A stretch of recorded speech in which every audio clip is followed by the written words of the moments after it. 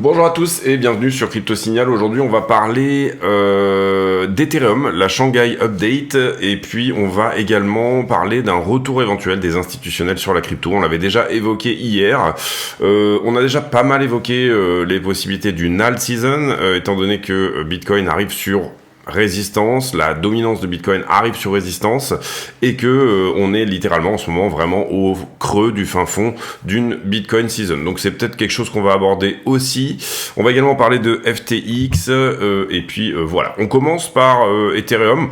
Vous voyez, c'est super propre là en termes de structure, ce que nous donne Ether. Pourquoi c'est super propre? Parce que d'une certaine manière, on tient vraiment très bien cette 4 heures.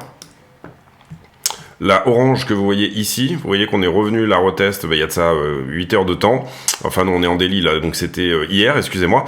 Et puis derrière, on vient éventuellement retoucher cette résistance. Je pense qu'on va pas passer cette résistance du premier coup. Mon avis, c'est peut-être plutôt qu'on est en train de montrer, et j'avais déjà évoqué cette possibilité il y a de ça plusieurs semaines. On est en train éventuellement de construire tout simplement un triangle ascendant.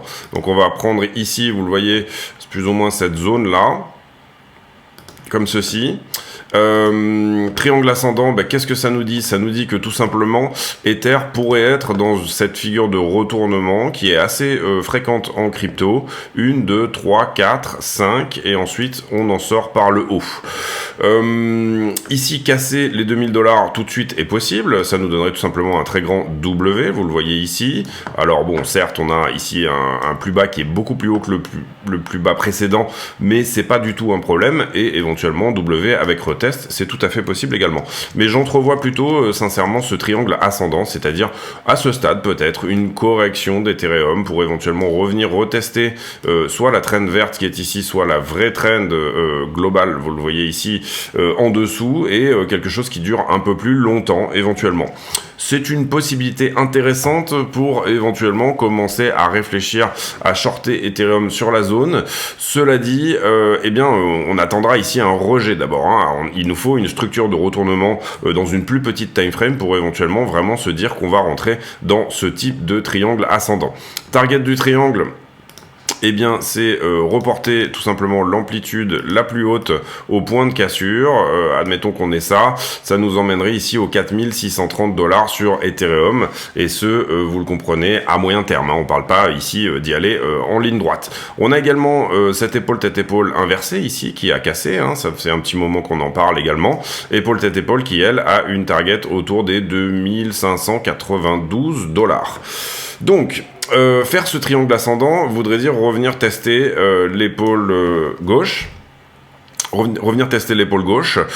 Comprenez bien ici qu'une épaule tête-épaule inversée, ça veut pas nécessairement dire qu'un pullback eh bien, nous permettrait de sortir tout de suite de cette figure. Donc ça, c'est la première chose. Néanmoins, on a quand même cette épaule tête-épaule inversée, encore une fois, avec une target à $2692. Ether ici, qui est sur une résistance logique. $2000 ici, on se fait repousser. $2000 également, on se fait repousser. Est-ce que ça va repousser une nouvelle fois, ou est-ce qu'on aura tout simplement le momentum de passer à travers? C'est un petit peu la question du moment. En tout cas, on a eu hier la mise à jour Capella, donc Shanghai plus Capella. Et ça s'est très bien passé techniquement. On va le regarder ici, voilà.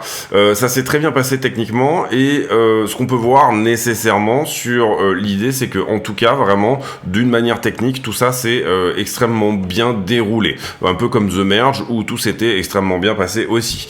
La mise à jour a eu lieu à minuit 27 chez nous. Elle s'est terminée à minuit 42, une quinzaine de minutes.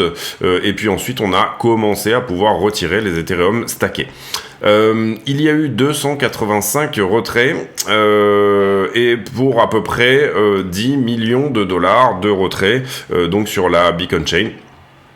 On pourrait éventuellement, je vais le faire tout à l'heure, aller voir où on en est aujourd'hui, puisque cet article date maintenant de aujourd'hui à midi. Ah ben non, alors excusez-moi, il date de... il a été updaté 12h31 AM, pardon, minuit 30. Et il a été updaté à 1h25 du matin. en UTC, donc ça veut dire 3h30 chez nous. Et globalement, on va aller voir ici sur justement le site en question ce que ça peut nous donner, mais d'une certaine manière, comprenez bien, et ça je l'ai beaucoup expliqué dans mes vidéos, que les Ethereum, on a 18 millions d'Ethereum à ce stade qui sont stackés, ça fait 15% de la supply, tout ça ne va pas être libéré d'un coup, on va avoir une libération qui va se faire sur plusieurs semaines. Apparemment assez peu de retrait, puisque d'une certaine manière sur ce qui était retirable, c'est-à-dire 1% de ces 18 millions, il n'y a eu que 0,07% de retrait. Donc ça veut dire qu'on a eu que 7% de ces 1% qui ont été retirés. Donc à ce stade, on peut dire que on n'a pas une pression vendeuse énorme. Le prix d'ailleurs hier soir est plus ou moins resté flat. Et en l'occurrence, on peut dire également que Ethereum a terminé l'épisode de The Merge et désormais on va se tourner vers The Verge, de Purge and the Scourge, les trois autres phases pour que Ethereum puisse bénéficier de transactions bien moins onéreuses, etc. et toutes ces choses-là, de vitesse de transaction plus rapide et ainsi de suite. Donc il est important ici de comprendre que à ce stade ça se passe plutôt bien et important de comprendre que d'une certaine manière on est peut-être ici au début de quelque chose. Maintenant on peut commencer à unstaker, donc d'une certaine manière vous pouvez imaginer que ça va représenter une pression vendeuse, certes, mais ça représente aussi un avantage plus ou moins concurrentiel, là où avant, quand vous stackiez, vous étiez obligé de laisser votre argent sur le stacking ou d'utiliser des assets de stacking liquide, et bien à ce stade désormais ça ne sera plus nécessaire. Il faut comprendre également que on a certains acteurs qui peuvent être sous pression et qui éventuellement peuvent pour le coup entrer en position vendeuse, à savoir notamment Celsius qui avait beaucoup d'Ethereum stackés. Vous le voyez, 158 176 Ethereum, donc ça ils vont être libérés petit à petit. Est-ce que Celsius va les vendre? Comment ça va se passer? Et Kraken, où là, en l'occurrence, c'est plutôt, ils vont se mettre en adéquation avec un procès que leur avait fait la SEC, et donc du coup, ils vont être pour le coup obligés de déstacker leurs 1,2 million d'Ethereum, donc comprenez que ça correspond quasiment à 7 ou 8% du total de la supply qui est stacké, tout simplement parce qu'ils arrêtent leur service de stacking Ethereum. Donc du coup, Kraken qui va être obligé par force, par quelque chose qui est réglementaire, de déstacker. Est-ce que ces Ethereum ensuite vont être rendus aux clients et est-ce qu'ils vont venir les restacker, ou est-ce qu'ils vont être vendeurs sur ces Ethereum? C'est bien entendu une question à plusieurs milliers de dollars. Voilà, donc du coup, et dans la Shanghai Upgrade, vous voyez les autres choses qui peuvent être relativement intéressantes, les implémentations qui vont être apportées. Pour aller un petit peu plus loin dans l'idée, donc le Artswap a été exécuté, vous le voyez, on a eu 12 000 Ethers qui ont été unlock ici, dans 4333, donc ça c'est peut-être plus récent. Je trouve pas la date là, mais c'est pas grave. Il est à 10h, donc à 2h du matin. Entre la plupart des retraits se trouvaient entre 2,8 et 3,2 Ethereum. Et donc du coup là, ici, vous comprenez que d'une certaine manière, en l'occurrence sur ce qu'on peut voir sur ce graphique, c'est plutôt Huobi qui a quand même une bonne part du stacking, 30%, et on voit ici Kraken en violet, 5%. Donc ça colle pas tout à fait avec les chiffres que j'avais tout à l'heure. Je regarderai ici si vraiment il y a quelque chose. Moi j'étais plutôt autour des 8 ou 9% pour Kraken, si jamais ils ont 1,2 million, mais on verra. Ici, sur son rapport, Glassnode nous dit que seulement 1% du total de ce qui va être releasable, donc relâchable la première semaine, a été retiré, et que donc on a eu ce fameux retrait autour de 12 000 Ethers, soit 0,07% du total des Ethereum stackés. Donc c'est ce que je vous expliquais tout à l'heure. Donc force vendeuse, pas vraiment, on a des acheteurs en face en tout cas. Et on a certes effectivement plusieurs dizaines de millions d'Ethereum qui sont proposés ici à la vente, mais ce qu'on notifie et ce qu'on regarde, c'est que peut-être il s'agit tout simplement de personnes qui vendent leurs rewards, c'est-à-dire que vous avez par exemple pendant X temps, c'est-à-dire à peu près un an en l'occurrence, décembre 2020, avril, un an et demi, vous avez du coup stacké, et en l'occurrence ici ce sont des gens qui prennent un revenu sur leur stacking. Je m'en pose une petite seconde, on va regarder où ça en est tout de suite. Donc du coup on a, vous le voyez ici, juste avant, enfin ça c'était hier, au 9 avril on avait 18 millions d'Ethereum stackés, et là visiblement actuellement on est toujours à 18 millions, à peu près 50 000 Ethereum qui auraient bougé. Au moment où c'est fait, donc on était le 12-13 ici, 18 000 Ethereum, donc ça correspond à peu près à ce que on voyait tout à l'heure. Donc il faut comprendre ici que au plus il y aura d'Ethereum stackés, au plus les rewards vont diminuer. On a un certain pourcentage de la supply qui nous emmène à peu près autour des 5%, on va dire que c'est le stacking maximum, et là il y avait trop de stackers, donc du coup on est descendu autour des 4%. Donc il faut bien comprendre ici que c'est des tranches en fait, et au fur et à mesure, quand les gens vont sortir, eh bien il va être de plus en plus intéressant en termes de reward de stacker de l'Ethereum. On estime ici que l'équilibrium devrait être autour des 4-5% justement, puisque c'est un yield relativement intéressant. Comprenez que vous gagnez de l'Ethereum, donc du coup pourquoi pas, ça peut intéresser également des institutionnels. Le problème des institutionnels en ce moment pour rentrer réellement sur Ethereum, c'est tout simplement cette notion de régulation. Notion de régulation qui finalement est peut-être vite fait en train de prendre un peu moins de sens, au sens où en ce moment on a quand même la possibilité d'arriver à une issue favorable en ce qui concerne le procès de XRP contre la SEC. Excusez-moi, j'ai bugué, j'ai fait une petite sieste, j'ai eu une petite sieste d'une seconde. Quand on regarde le reste des news, il y a eu des fuites en Ukraine par rapport vraisemblablement, enfin il y a eu des fuites aux États-Unis par rapport à vraisemblablement le fait que l'Ukraine ne serait pas en capacité de faire une contre-offensive. Comprenez bien ici, on peut pas savoir si ces fuites ont été mises tout simplement. Ça pourrait peut-être nous dire d'une certaine manière même que l'Ukraine est prête à faire une contre-offensive, à contrario, puisque c'est une guerre de l'information également. Et en général, une fuite n'est pas quelque chose d'anodin. Donc ce document qui a fuité autour de l'Ukraine, on peut pas lui donner énormément de crédit, en tout cas en ce qui me concerne. Personnellement, j'ai pas mal évoqué ici mon sentiment sur la guerre en Ukraine, etc. et ce genre de choses. Et on fera une vidéo dédiée, je pense, mais d'une certaine manière, voilà, pour moi, on est à nouveau sur finalement quelque chose qui peut nous prouver éventuellement que l'Europe aurait pu jouer un rôle plus important que ce qu'elle fait actuellement et qu'elle ne le fait pas, et c'est relativement dommage. Tron qui est mise à mal en ce moment, pourquoi ? Parce que tout simplement Justin Sun a un peu des procès en ce moment, des choses qui lui tombent dessus, donc on pense que éventuellement Tron va passer à la moulinette des procès de la SEC, notamment par rapport à du wash trading. Ici pas grand chose sur The Block, là on est sur le fameux article qu'on a regardé sur la Bitcoin Chain. Beacon Chain. Ici, on a, vous le voyez ici, 822 000 Ethereum en tout qui pourraient être retirés, et ça, je pense que c'est pour cette semaine. Et en l'occurrence, vous avez vu qu'on en a eu que très peu, à savoir 0,07% qui a été retiré. Ici, Elon Musk qui, visiblement, commence à apporter un projet sur Twitter autour de l'intelligence artificielle, puisque apparemment, il serait en train d'acheter des milliers de cartes graphiques. Donc on va voir ici, mais le computing power et c'est pareil, je vais faire, oui voilà, c'est cet article là que je cherchais tout à l'heure.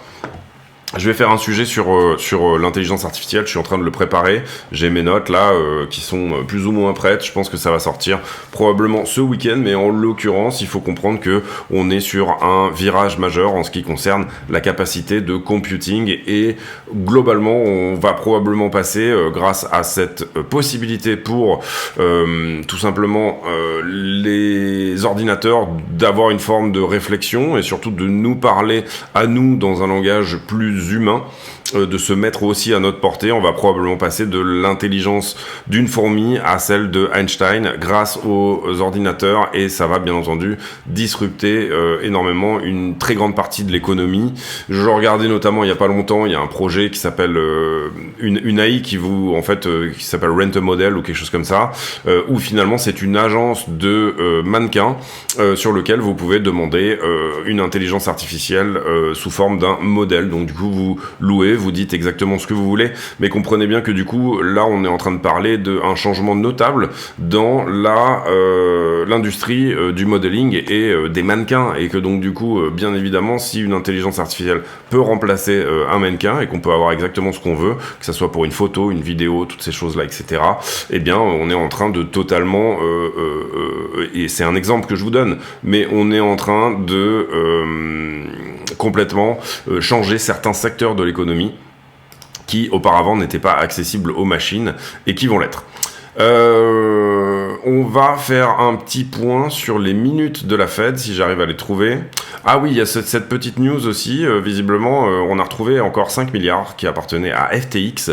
Du coup, il y a certains avocats de FTX qui commencent à dire qu'on pourrait réouvrir l'exchange totalement, c'est-à-dire lui donner la capacité éventuellement également de revivre en fait, d'une certaine manière, peut-être avec un rebranding, ce genre de choses, puisque visiblement, il y a quand même des assets en face. La grande question que ça pose ici, elle est de dire oui, déjà le FTT du coup a fait un petit 100% sur cette news, puisque on évoque la possibilité que FTX puisse éventuellement rouvrir, donc du coup eh bien le FTT s'en porte très bien, mais voilà, à suivre. On a eu également un hack sur Aave, je crois, le bridge avec il me semble, Yearn Finance, donc suivez bien ça. Pour le moment, les prix bougent pas trop du côté de AV et de Yearn Finance, mais attention à ce type de news. Visiblement, ça reste des vieux trucs, donc du coup, il y a assez peu de valeur dessus, donc ça n'a pas fait flipper le marché.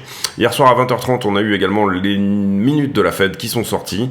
La news principale, on va dire, c'est que plusieurs officiels de la Fed avait considéré déjà le fait de poser la hausse des taux en mars. Donc ça c'est important, ça veut dire que c'est plutôt une bonne nouvelle. Dans les échanges qui s'étaient faits, je sais plus exactement ce qu'était la date du dernier FOMC, eh bien certains officiels de la Fed avaient dit pourquoi on poserait pas maintenant, et c'était le 10 mars. À cause de Silicon Valley Bank, etc. et toutes ces choses-là, donc ça a été vraiment évoqué.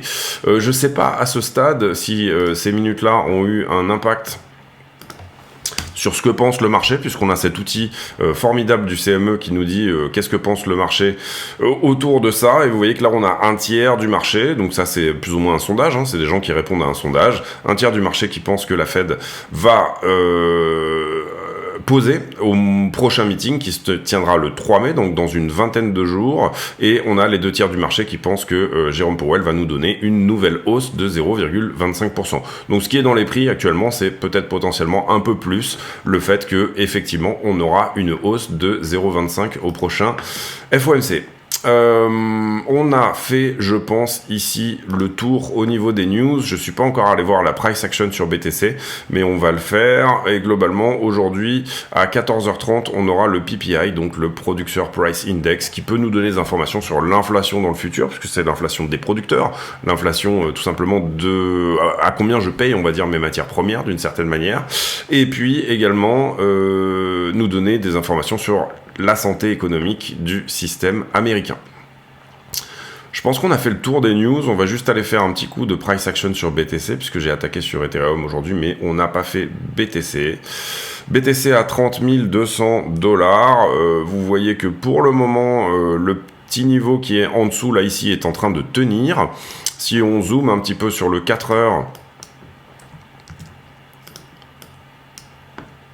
on voit qu'on est dans un range qui était plus ou moins ce qu'on avait prédit, enfin ce qu'on avait vu plus ou moins se mettre en place. Et bien pour le moment, voilà, ça tient dans les deux sens, donc c'est plutôt une bonne chose. On va voir si on arrive ici à casser la structure, on va dire, qui est à ce stade en 1 heure plutôt baissière, avec des plus bas de plus en plus bas, si celui-ci est effectivement des plus hauts de plus en plus bas, pardon, et des plus bas potentiellement de plus en plus bas. Est-ce qu'on s'installe ici dans un flag par exemple, ou est-ce qu'on s'installe en tout cas dans une structure corrective qui vient chercher ses longues petit à petit, ou alors est-ce qu'on s'installe éventuellement dans quelque chose qui push plutôt en haut. En tout cas, latéralisation à ce stade, donc ce qu'il faut jouer, c'est tout simplement la latéralisation. Quand on est très légèrement en descente comme ça, il ne faut pas hésiter parfois tout simplement à aller chercher par exemple, admettons que vous étiez ici, voilà, vous preniez ici le 0,786, c'est-à-dire vous n'allez pas nécessairement ici considérer qu'on va venir chercher le point supérieur, ou en tout cas mécher au-dessus. Vous pouvez éventuellement légèrement vous caler en dessous. C'est pas quelque chose que je pratique énormément moi, mais en tout cas c'est peut-être quelque chose d'intéressant à pratiquer, en tout cas dans ce type de latéralisation dans laquelle on n'est pas sûr de la direction. Pour le moment, en tout cas, ce qu'il faut jouer, si vous faites du scalping, encore une fois, c'est plutôt une latéralisation et éventuellement laisser courir un runner si jamais on fait le breakout, c'est-à-dire une partie de votre trade doit rester en trade tout simplement pour éventuellement venir prendre ce qu'il y a à prendre si jamais on doit y aller. Pour le moment, on n'arrive pas à attaquer, vous le voyez, le creux qui est ici. On a eu cette petite mèche ici vers le bas, mais qui finalement s'est assez rapidement reprise. On a réintégré le range et là, on est potentiellement en train d'aller chercher à nouveau ce point-là qui est celui des 30 483. On va voir ici également comment se comporte le S&P dans cette logique-là. Là, je vous fais un petit tour sur la stablecoin dominance où on voit que ça rejette bien ici sur cette trend de distribution. Et pour le moment, et ça on l'avait plus ou moins mis en avant aussi, et bien pour le moment on est passé sous cet éventuel ce support éventuel.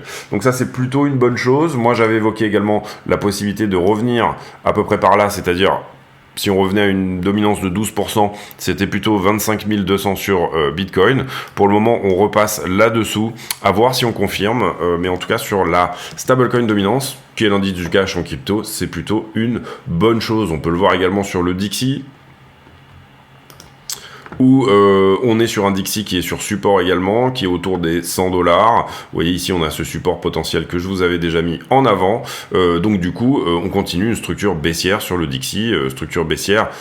Comment dire, depuis octobre 2022, on avait eu ici un regain bien entendu, et ça c'était en février, quand on a eu des mauvais chiffres autour de l'inflation, et puis également oui, on a eu des mauvais chiffres autour de l'inflation, et puis depuis qu'on a eu un petit peu cette crise bancaire, finalement Dixie est en train de revenir attaquer le plus bas précédent. Donc toujours une structure baissière sur le dollar, ce qui est plutôt une bonne chose sur la crypto. Je ne serais pas contre un rebond là à ce stade, hein, mais voilà, pourquoi pas. Sur le S&P 500, on va regarder ça, mais globalement, je pense qu'on est en train de latéraliser.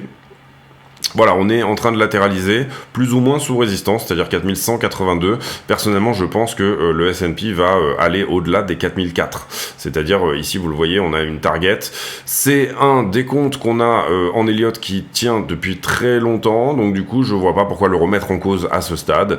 Voilà, pour moi, on va venir éventuellement attaquer ce point-là, et on va avoir ici, on va dire, un petit rallye de bear market sur ce qui concerne Ethereum. En ce qui concerne le pétrole, vous voyez qu'on casse cette petite résistance en haut, donc attention à ça, et ça on en a déjà parlé, mais on a des bonnes chances que éventuellement l'inflation vienne revenir nous faire coucou au mois de avril. Vous le voyez ici autour du 25 mars, on a une inflation qui est remontée de 0,5%, là où effectivement Trueflation, cet indice qui est un agrégateur de prix en ligne, donc on a des milliers de prix qui arrivent chaque jour sur cette API, et elle nous calcule éventuellement une inflation, on va dire, forecastée. Et bien là on voit quand même qu'on est en train de reprendre du poil de la bête, et principalement moi ce que je regarde c'est le housing. Le housing, du coup, on avait repris un petit peu du poil de la bête en février, mais heureusement, à partir du 16, on est redescendu. Et là, pour le coup, sur le housing, c'est pas trop mal. Donc, d'une certaine manière, je pense que ce qui est en train de nous faire en ce moment relativement mal, c'est peut-être le transport, voilà, le transport qui est en train de reprendre pas mal, tout ce qui est biens et services, utilités, etc. Et vous voyez que pour le reste, on est plutôt tout ce qui est également en avril apparemment augmenté, tout ce qui est autour de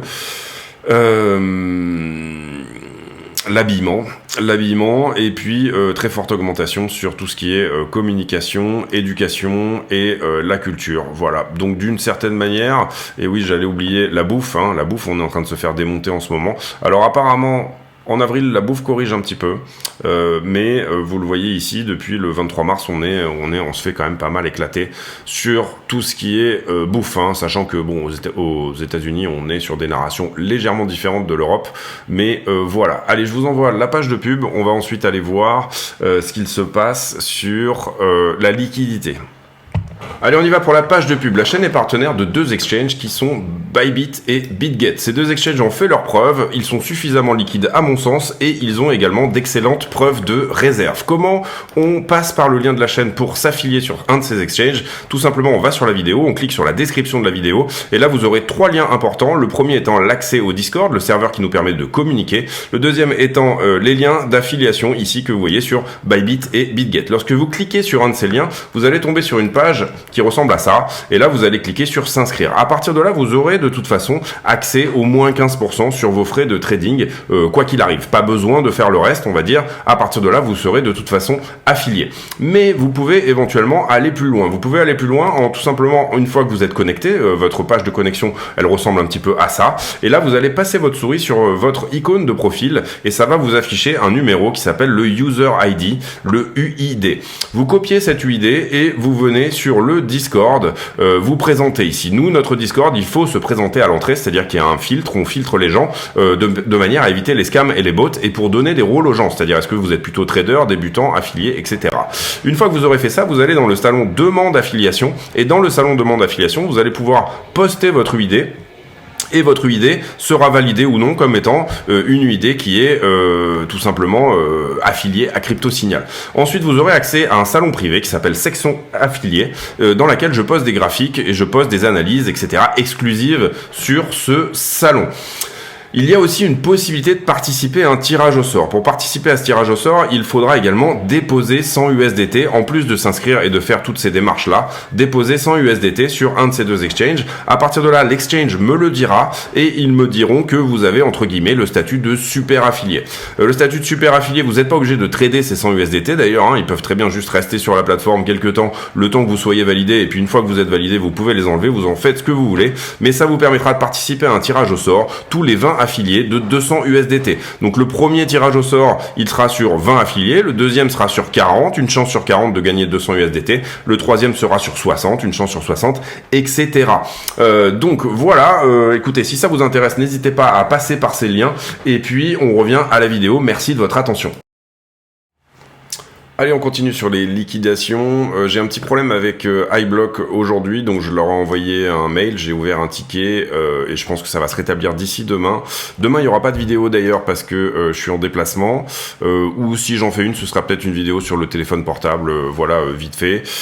En tout cas, on a liquidé 107 millions hier, vous voyez qu'on liquide quasiment 70 millions, un peu plus même sur Bitcoin, Ethereum, 44 millions de liquidés sur Ether, bah ça c'est tout simplement tous ceux qui avaient entre guillemets shorté la Shanghai Upgrade. On va aller voir ici et malheureusement j'aurai pas la partie iBlock aujourd'hui, et vous voyez que les coins qui ont un peu le vent en poupe en ce moment, bah, c'est ADA, Litecoin, Phantom, Solana, Dogecoin, Arbitrum, Ethereum classique et le Ape, et bien sûr Optimism qui a fait une jolie poussée. Je crois qu'on a eu une petite poussée de 7% dernièrement. Vous voyez qu'on liquide à 100%, enfin principalement du short à hauteur de 70% puisque la price action est plutôt vers le haut. En ce qui concerne le carnet d'ordre, eh bien, je vois apparition ici de pas mal d'ordres de vente quand même, ici dans la zone. Donc on a peut-être une petite distribution qui se met en place, attention à ça. Et puis, voilà, on n'aura pas ici l'open interest, mais on va pouvoir regarder éventuellement ce qui se passe sur les leviers. Encore une fois, petit souci avec iBlock.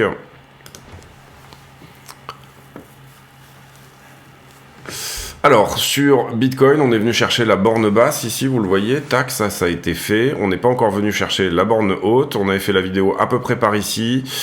J'ai un prix qui monte là, mais un open interest qui descend, enfin un funding, pardon, qui descend, avec très forte augmentation ici de l'open interest en cours. Donc je pense ici que, effectivement, le top qui est ici a éventuellement été shorté.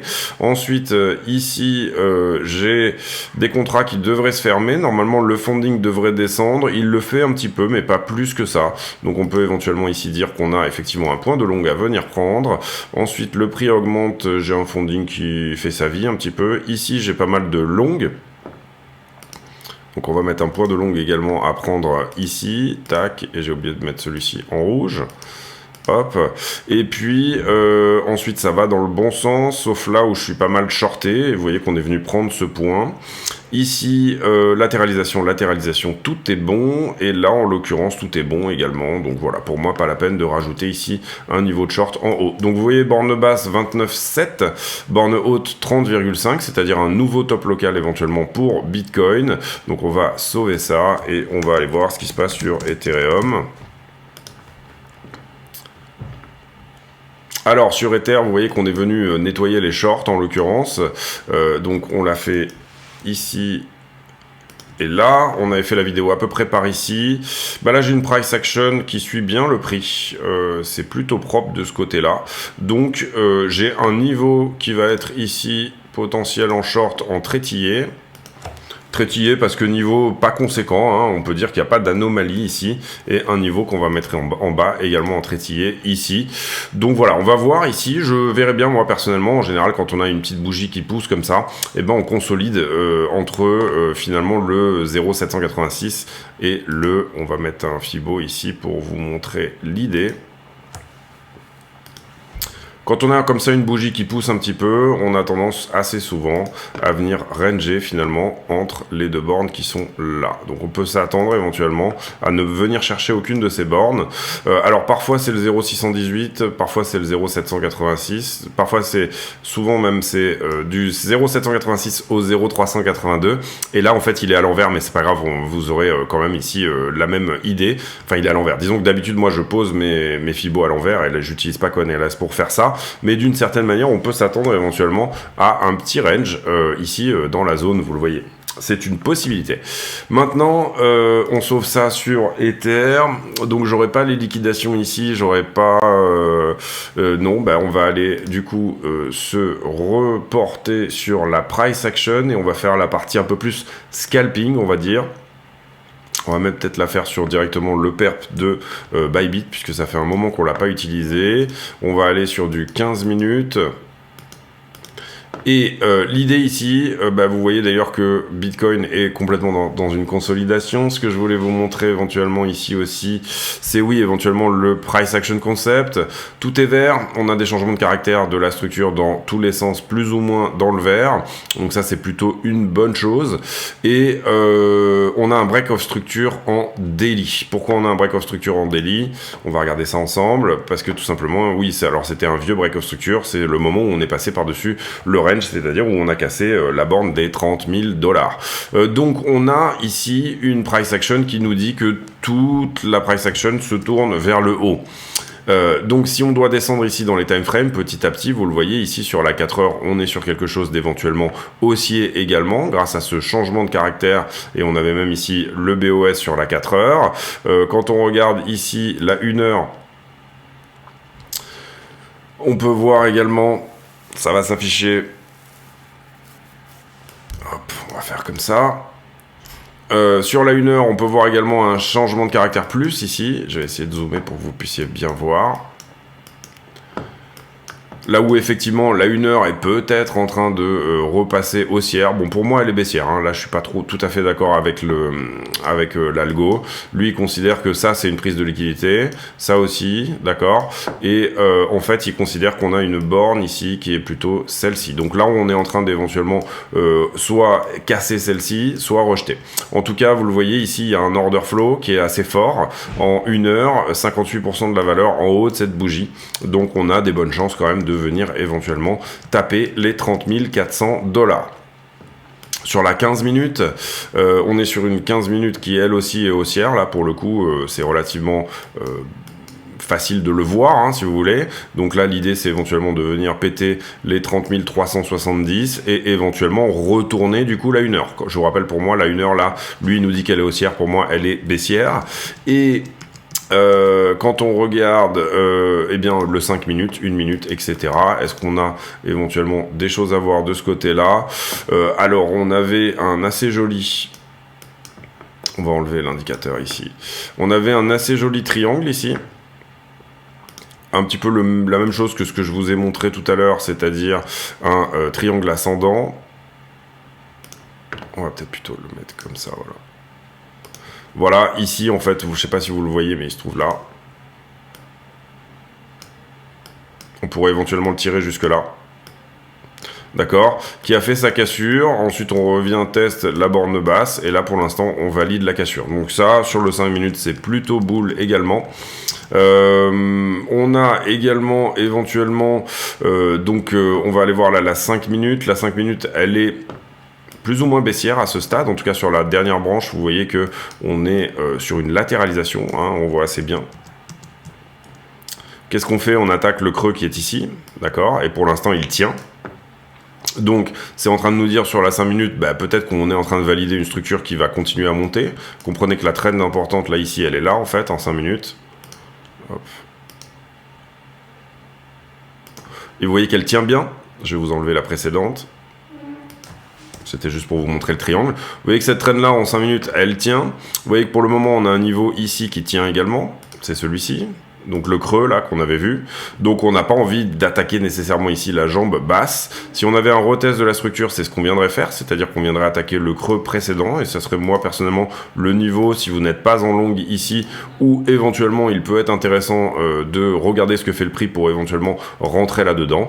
Sachant que, tout simplement, le scalp ici qui est mis en avant, c'est tout simplement celui de venir attaquer le creux qui est là.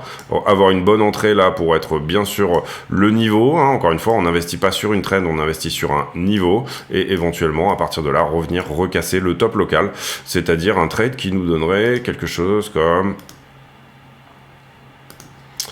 1%, voilà, en levier 20, ça fait 20% sur votre capital de trading avec une amplitude d'à peu près 260 $.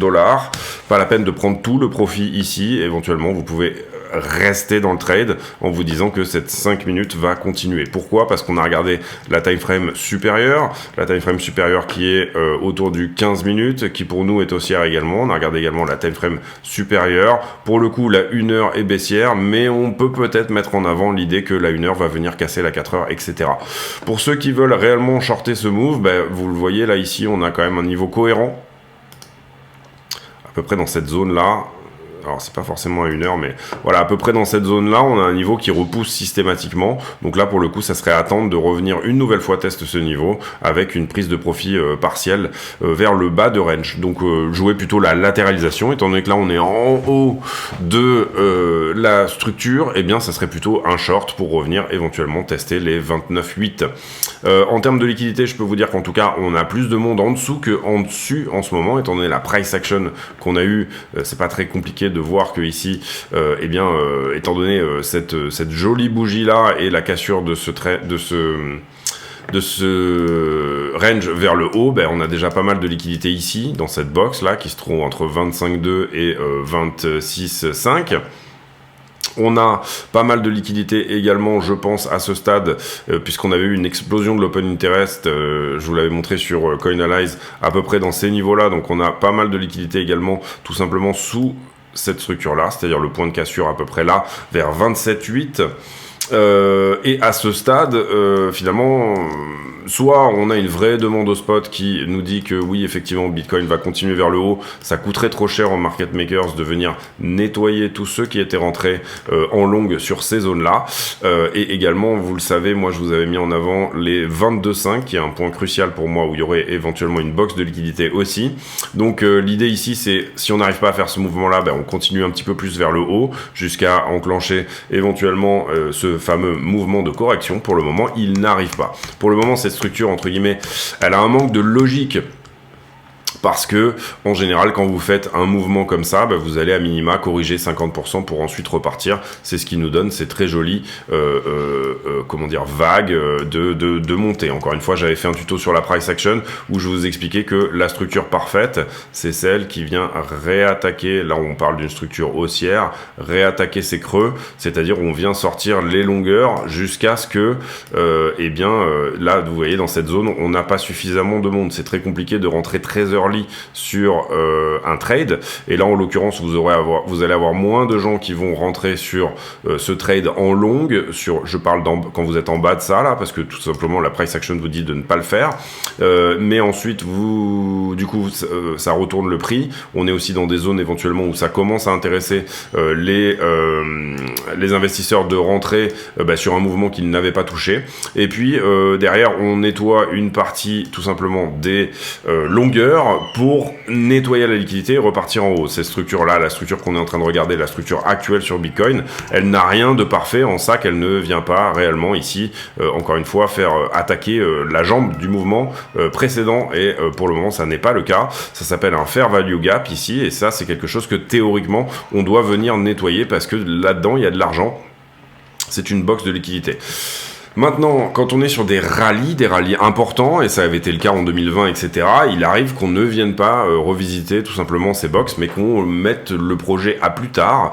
En l'occurrence, ça avait été le cas à l'été 2021, où on avait corrigé de 50% sur Bitcoin, et ensuite on était reparti dans l'autre sens, tout simplement parce que tout le monde était venu commencer à shorter Bitcoin à ce stade. Donc voilà, pour moi, en tout cas, un sentiment global qui est peut-être un peu trop optimiste sur le marché en ce moment. Cela dit, tant mieux pour nos portefeuilles d'investissement, etc. Vite fait, parce que j'en ai parlé hier, bon là on corrige un petit peu aujourd'hui, mais le GBTC est en train de très bien se porter, donc ça c'est une entrée institutionnelle intéressante, donc le retour des institutionnels sur Bitcoin. On l'avait dit hier également, le IBLC qui s'en sort très bien, qui est l'ETF BlackRock basé sur la blockchain, et quand on regarde les actions également, alors c'est un peu moins le cas aujourd'hui parce qu'on corrige un petit peu, mais les actions axées, on va dire, autour de la blockchain ont très bien performé hier. Donc Riot, MicroStrategy, Mara et Coinbase étant les principales que moi je regarde. Donc on va suivre ça de près. Est-ce que y a un retour des institutionnels ou pas sur Bitcoin? C'est quelque chose moi qui m'intéresse. Également à suivre de près la structure de Ethereum contre Bitcoin. Pour le coup, on a trouvé support ici. Hop. On a trouvé support là où on pensait que ça allait être le cas. Donc en l'occurrence, peut-être une fin de 2 ici, à voir si on arrive à repasser sur au-delà de cette résistance-là. En tout cas, pour le moment, ça sent plutôt bon. Et en l'occurrence, ici, ça pourrait dire alt season éventuelle, ou en tout cas, si on arrive à dépasser la trend de distribution qui est celle-ci, que vous voyez là, ici, d'accord, cette trend-là, on aura un bon signal éventuellement que Ethereum surperforme Bitcoin à ce stade, et donc du coup qu'éventuellement on est à l'aube d'une petite alt season des familles. Vous le voyez ici également, l'Ethereum dominance qui va revenir jouer potentiellement avec les 20%, donc ça c'est intéressant. Total range entre les 19 et les 20 sur l'Ethereum dominance, et ça depuis quelques semaines dorénavant. Et puis Bitcoin dominance, si on arrive à la trouver, qui a parfaitement touché son point haut. Donc là, on va voir également, est-ce que ça passe au travers, hein, ça veut dire 50-60% de dominance pour Bitcoin, ou alors est-ce que effectivement, comme c'est prévu pour le moment, on répète l'histoire et on se fait repousser par la borne haute de ce range pour donner une petite alt season. Pour le moment, on est très early en donnant cette news, on est très en avance, mais il faut bien comprendre ici que on a en ce moment, alors je vais refresh pour être sûr qu'on a le même chiffre, on a un point bas, c'est-à-dire que Bitcoin a énormément surperformé, et par le passé, on va dire que sur ces points bas-là, on a en général souvent des alt seasons. Qu'est-ce que ça pourrait vouloir dire, et parfois comment ça se met en place, ce genre de choses? Tout simplement par une latéralisation du Bitcoin, pendant laquelle les altcoins du coup performent, à contrario. C'est-à-dire que on pourrait ici éventuellement avoir un moment un peu plat, un peu comme on avait eu là ici, un moment un petit peu plat sur BTC, alors que les altcoins performent. ce moment, les altcoins sont mises à mal, bien évidemment, par la régulation. Bitcoin, c'est moins le cas, parce que Bitcoin, on en est sûr, désormais, est une commodité, donc il dépendra du CFTC, le bureau des commodités aux États-Unis. Les altcoins, c'est un petit peu différent et ça empêche une entrée des institutions, donc ceux qui ont le gros argent, sur à la fois Ethereum et même toutes les altcoins dans leur globalité, parce que tout simplement, ils ne savent pas dans quoi investir. Et quand vous investissez Other People's Money, l'OPM, l'argent des autres, quand vous investissez l'argent des autres, vous ne pouvez pas ne pas être sûr de ce sur quoi vous mettez leur argent. Donc du coup, c'est extrêmement important d'avoir un éclaircissement de ce flou juridique du statut, tout simplement, des assets numériques aux États-Unis. Voilà, j'ai terminé cette vidéo, j'espère qu'elle vous a plu. Si c'est le cas, n'hésitez pas à le dire, venir éventuellement nous rejoindre sur le Discord, mettre un like, c'est important. Et voilà, on a fait, vous le voyez ici, de la news, du scalping.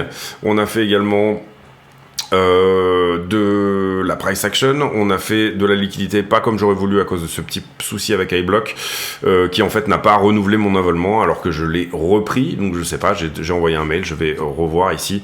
Parfois il s'agit de vider le cash simplement et de repartir, etc. J'ai tenté un petit peu toutes ces opérations, mais ça n'a pas fonctionné. J'ai pour habitude en fin de vidéo de poser une question à la con, c'est-à-dire une question qui n'a rien à voir avec le prix du Bitcoin, mais qui nous permet de converser de choses et d'autres. La question à la con du jour, elle sera sur... Tiens, si vous deviez créer une altcoin, si vous deviez créer un coin, quel serait-il? Sur quel sujet?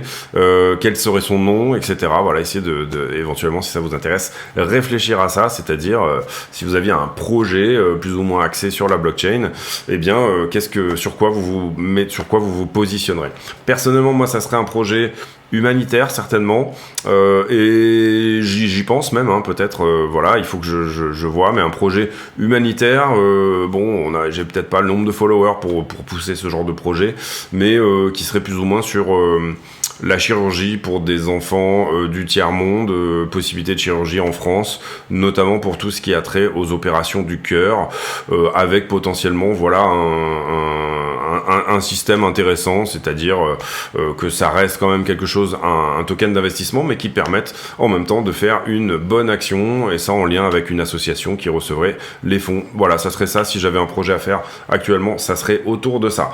Je vous laisse là-dessus, j'espère que cette vidéo vous a plu, on se retrouve demain, d'ici là, portez-vous bien, ciao.